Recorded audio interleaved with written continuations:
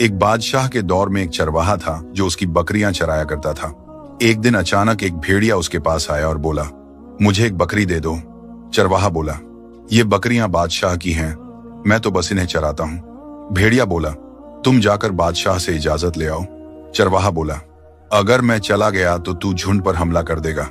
भेड़िया बोला, मैं कसम खाता हूं जब तक तुम वापस नहीं आ जाते मैं बकरियों की रखवाली करता रहूंगा।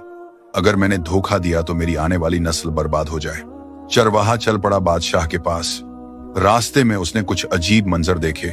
पहला मंजर, उसने देखा एक गाय अपनी ही बेटी का दूध पी रही है। चरवाहा हैरान हुआ कि ये कैसी अजीब चीज है। दूसरा मंजर, थोड़ा आगे कुछ लोग बैठे थे, उनके कपड़े फटे हुए थे मगर उनके आसपास बहुत सारा सोना पड़ा हुआ था। चरवाहा सोचता रहा कि इतनी दौलत होते हुए भी ये गरीबी की हालत में क्यों है। तीसरा मंजर, थोड़ा और चलने पर एक झरना बहता हुआ नजर आया। दूर से पानी बहुत साफ और खूबसूरत लग रहा था, मगर जैसे ही वह करीब गया तो बहुत बुरी बदबू आई और वह पीछे हट गया। आखिरकार वह बादशाह के पास पहुंचा और पूरा वाकया सुनाया। बादशाह ने भेड़िए को एक बकरी लेने की इजाजत दे दी।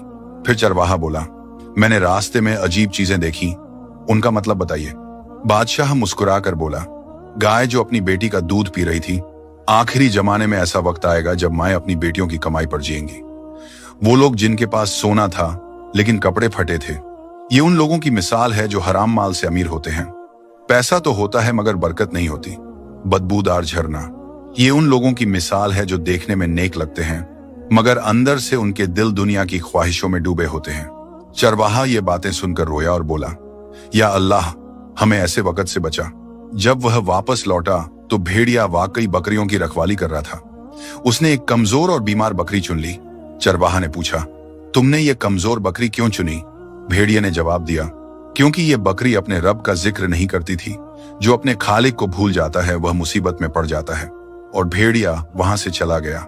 इस कहानी का सबक, हर वक्त अल्लाह का जिक्र करते रहो, गफलत से बचो, हराम कमाई से दूर रहो और दिल में सच्चाई और सफाई रखो। दुरूद भेजो हमारे नबी पाक पर जो हमसे मिलने की ख्वाहिश में रोए। आओ साथ में अस्तगफिरुल्लाह पढ़ें।